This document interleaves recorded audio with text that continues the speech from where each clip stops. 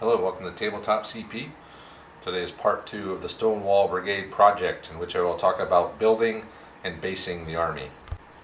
So here we have in front of you what I have done so far.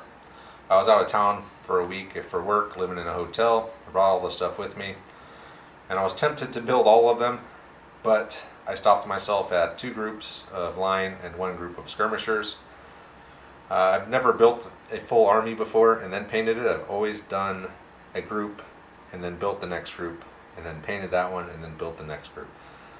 I don't know why, that's just the way I've done it. I've had success with all my projects doing it that way, so I'm just going to stick to that. Aside from this particular project where I built 2 groups and then 1 group of skirmishers. As far as building goes, piece of cake. There's not a lot of construction involved. The metal guys don't have any. The plastic guys have very little. Aside from the hats and possibly some shooting arms on a couple of the skirmish pose type guys, there's nothing really to do except glue them to the base.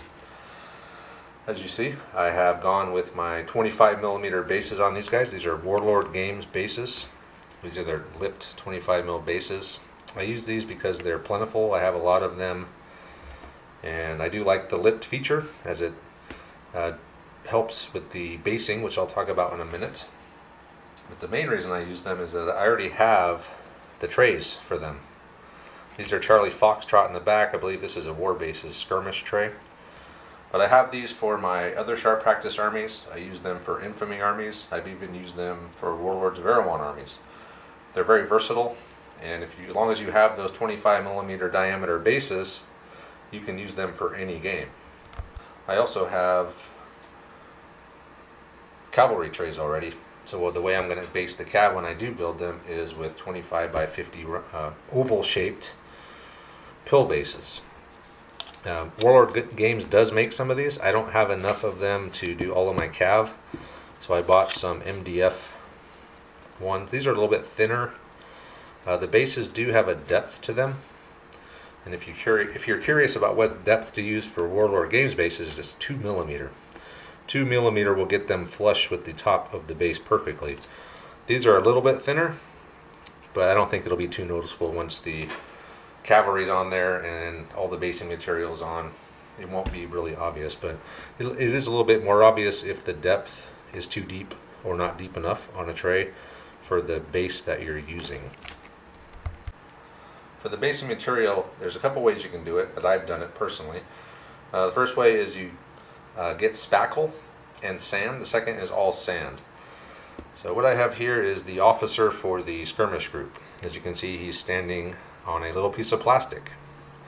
I don't know what the technical name for that is. I call it a tab, but you can see it is not flush with the base. So what you have to do is you have to build the basing material up high enough to be flush with that tab. The first way you can do it is with some spackle. So you just get some spackle and you put it around the base, make it flush, and then you can sprinkle some fine sand over that and it will look flush. What I've chosen to do, and this is the technique I've been using the most lately, is 2 layers of sand to make that flush. The first layer that I do is generally a larger grain sand, which makes it build up faster.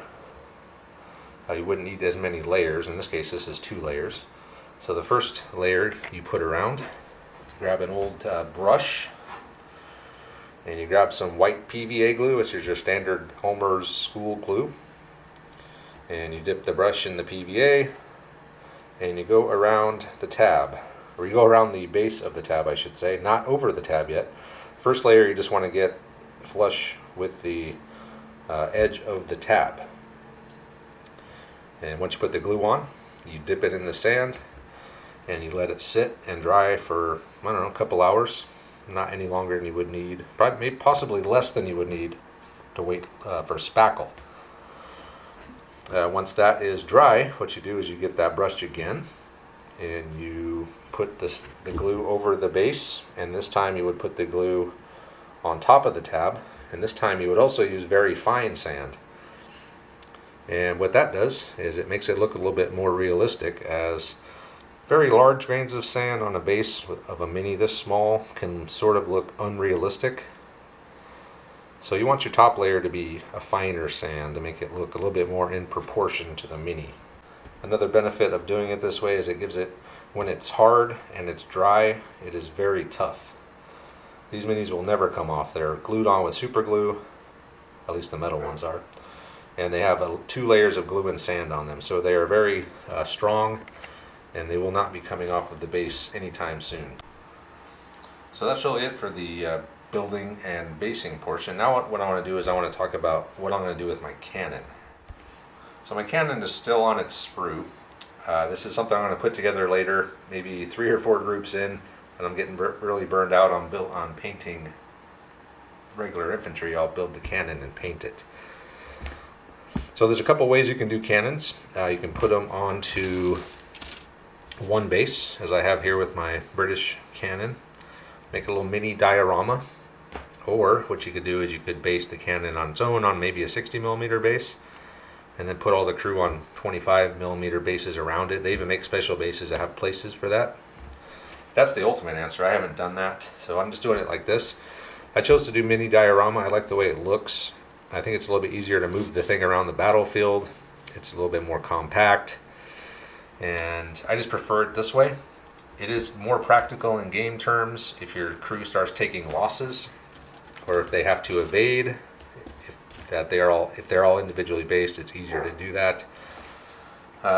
In my experience, that hasn't happened maybe twice in all the sharp practice games I've played, so it hasn't been an issue.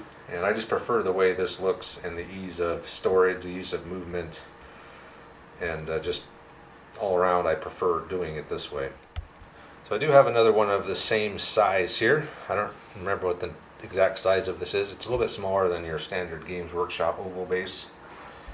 And I found they work really good for small to medium sized guns from World War II on back, and any size crew served weapon really, or any medium sized crew served weapon is good on this size base. I also though have this really big base. So I bought a couple of these. These are both MDF. I bought 2 of these, and the other one I put my 88 crew. Since the 88, it has about 7 guys with it. It took a lot of space, and it is tough to deploy on the table. It takes up a lot of real estate when you're trying to put it somewhere. You can't put it anywhere confined, so it does limit you that way. But in sharp practice games, the boards are usually pretty wide open, and there's a lot of space. So the reason I was thinking about doing this is that the cannon comes with a limber and the gun. And I think if I did it right, I could put the cannon, the crew, and then the limber all onto the same base. Now it would, like I said, it would take up a hell of a lot of space on the table, but I think it would look really cool. It'd be very thematic, and I like the idea of it. I'll have to give it some more thought before I really commit to it, to decide how much do I really want to sacrifice as far as practical positioning of the artillery and stuff like that in game terms, as compared to what I think looks cool. And that'll do it for this video.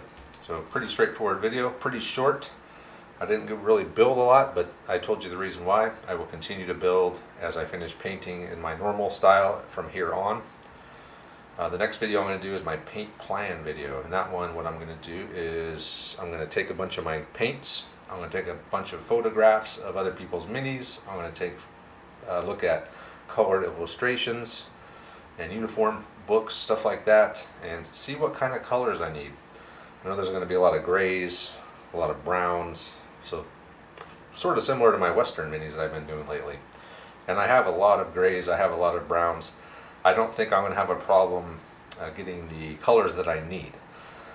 Other parts of that will be how much of each color am I going to use, what's the proportion of colors to other colors, how am I going to do assembly line painting that I usually do with all the different colors. And that is kind of where the hard part, in quotes, of a Confederate army is as compared to a Union army, is the ragtag look of them. They are all over the board when it comes to colors. Union not so much, they're all pretty much the same, so it's a lot easier to paint them. These don't paint as quickly, but I think they look more interesting when you're looking at them on the table because they don't look all the same. So that'll be the next video. And I just want to say thanks to all of you who are interested in this project. I was blown away by the amount of views the last video got, and so it's making me excited to keep this series going. And I will try to do one a week, maybe one every 2 weeks. Once we get into the doldrums of the churning out the line groups, there might not be a lot to talk about, so we'll just play it by ear when it comes to releasing videos. But the first few videos are the planning stage and the building stage. There's a little bit more to talk about with those, but I will keep you up to date on the Army as I am painting it as well. And then in the end, we'll go over all the Army together when they're all out, and then eventually we'll culminate everything with a big battle with Johnny and his Union forces. So thanks for watching this one, and stay tuned for the next one, and we'll see you all next time.